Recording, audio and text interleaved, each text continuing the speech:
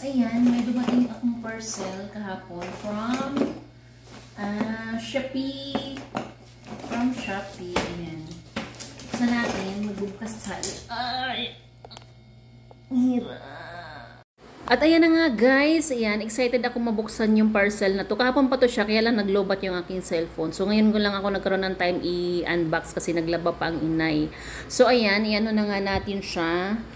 I-assemble na siya. Pero nung una talaga guys, sinahirapan talaga ko. Hindi ko alam kasi marami mga butos-butos at hindi ko alam kung saan gamitin yung mga maliliit. Ayan. Wala kasi ganyan sa bukid guys, kaya pagpansisahan nyo na, ayan. At the end naman, na ano ko naman siya, na-assemble ko naman siya. Ang plano ko nga sana is yung babae, ay yung aking kuya Sean ang pa-assemblin ko pag galing sa school. Kaya lang pagod na rin yun pag uwi. Ayan, tinuloy-tuloy ko na lang siya. Nung ano muna, hininto ko na lang muna, tapos tininan ko ng maayos kung ano magiging itsura niya. Hanggang sa ayan, nabuo ko na siya. Siyempre, madali lang naman pala. Akala ko naman kasi mahirap, kaya tinigil ko kanina.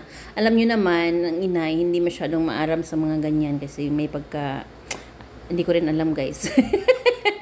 Ayan, fairness, patapos na siya. At siyempre, gandang-ganda. Kumumurahin lang yan siya guys. Mahigit 100 lang yan siya. Shipping fee kasi, ano siya. Guys, na-symbol ko na siya. Ayan, she's gandara. Pero hindi ko alam kung matibay siya kung pagpatungin siya lahat ng shoes. Pwede rin sigurong hati na lang. Para mas matibay. Kasi 6 layers kasi siya. So, pwede natin siyang gawing 3 layers. Tingnan natin kung maganda. Bye. Guys, hinati ko na lang siya guys. Kasi parang titimbuang siya. Marami kasi. Tapos yung mga estudyante ko nasa labas pa. So, tsaka yung aking banana na sa work. Baka mabali siya. So, hinati ko na lang siya. At ayan yung mga tsinelas na masyadong malilinis. Ayan.